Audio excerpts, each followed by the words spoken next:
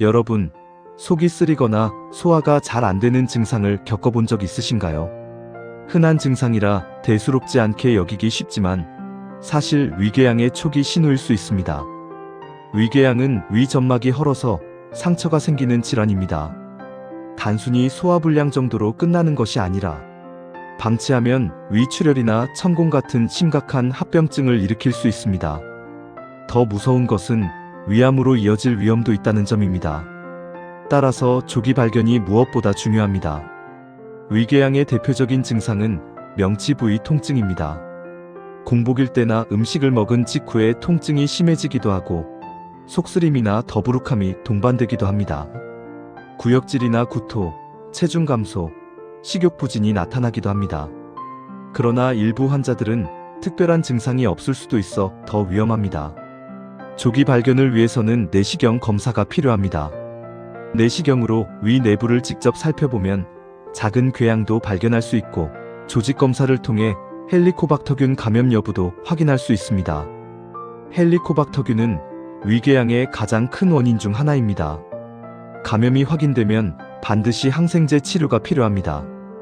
위궤양은 조기 발견만 해도 대부분 약물 치료로 호전됩니다. 하지만 방치하면 출혈로 인해 혈변이나 흑색변이 나타날 수 있고 심한 경우 위벽이 뚫리는 천공이 생겨 응급수술을 받아야 합니다.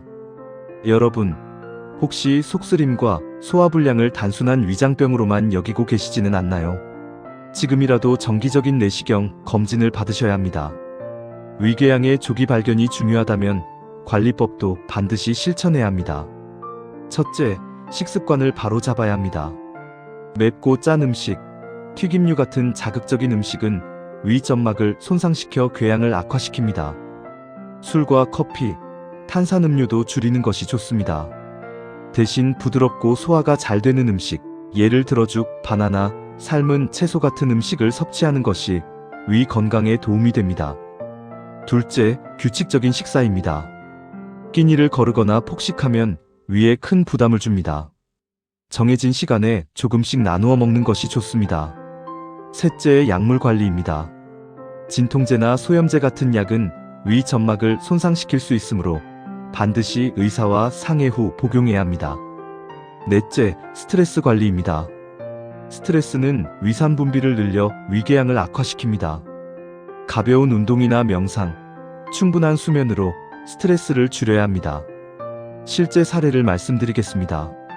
한 60대 남성은 잦은 속쓰림을 소화제만 먹으며 버텼습니다. 하지만 결국 위출혈이 생겨 응급실에 실려갔습니다. 반면에 같은 또래의 여성은 속쓰림 증상이 반복되자 곧바로 내시경 검사를 받았습니다. 다행히 작은 위궤양이 발견되어 약물 치료만으로 완치할 수 있었습니다. 이처럼 조기 발견과 생활관리가 얼마나 중요한지 알 수 있습니다. 여러분도 작은 증상을 대수롭지 않게 넘기지 마시고 바로 확인해 보시기 바랍니다. 오늘은 위궤양의 조기 발견과 관리법에 대해 알아봤습니다. 요약하면 속쓰림, 명치 통증, 소화불량이 반복되면 반드시 내시경 검사를 받아야 합니다. 조기 발견하면 대부분 약물 치료로 호전되지만 방치하면 출혈이나 천공 같은 심각한 결과를 초래할 수 있습니다. 관리법으로는 식습관 개선, 규칙적인 식사, 약물주의, 스트레스 관리가 필요합니다. 여러분은 혹시 위궤양을 겪은 경험이 있으신가요?